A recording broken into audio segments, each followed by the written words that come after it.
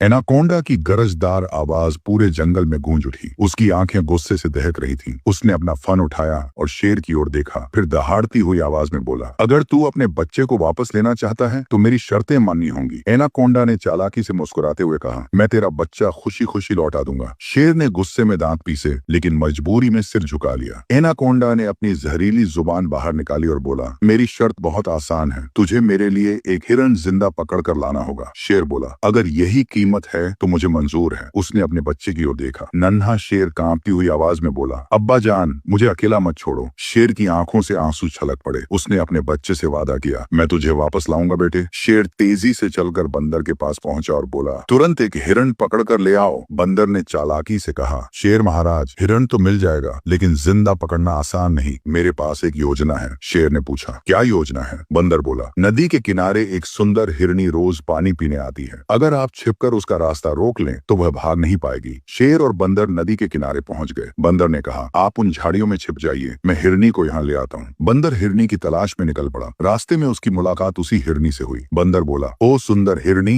आज नदी का पानी बहुत मीठा है, आकर छको। मासूम हिरनी बंदर की बात सुनकर नदी की ओर चल पड़ी। जैसे ही वह पानी के पास पहुंची, शेर झाड़ियों से बाहर घबराकर भागने लगी, लेकिन शेर ने उसका रास्ता रोक लिया। शेर ने कहा, डरो नहीं, मैं तुम्हें नुकसान नहीं पहुंचाऊंगा, मुझे अपने बच्चे को बचाना है। हिरनी कांपते हुए बोली, लेकिन आप तो शिकारी हैं। शेर की आंखों में आंसू आ गए। उसने कहा, हाँ मैं शिकारी हूँ, लेकिन आज मैं एक बेबस पिता हूँ। एनाकोंडा ने मेरे मासूम बच्चे को अगवा कर लिया है, सिर्फ तुम्हारे बदले वह मेरे बच्चे को छोड़ेगा। हिरनी की आंखों में भी आंसू आ गए। उसने कहा, मैं आपका दर्द समझती हूँ, मैं भी माँ हूँ। मेरे दो छोटे बच्चे जंगल में मेरा इंतजार कर रहे हैं। शेर सोच में पड़ गया। उसने कहा, मैं यह गलत काम नहीं कर सकता, मैं एक माँ को उसके बच्चों से नहीं छीन सकता। बंदर बोला, लेकिन शेर महाराज, आपके बच्चे का क्या होगा? शेर ने गहरी सांस ली और कहा, मैं किसी और रास्ते से अपने बच्चे को बचाऊंगा। एक माँ की ममता को खत्म करने से बेहतर है कि मैं एनाकोंडा से लड़ूं। हिरनी हैरान हो गई और बोली, आप वाकई महान दिल वाले हैं, मेरी मदद कीजिए, मैं आपकी मदद करूंगी। शेर ने पूछा, तुम कैसे?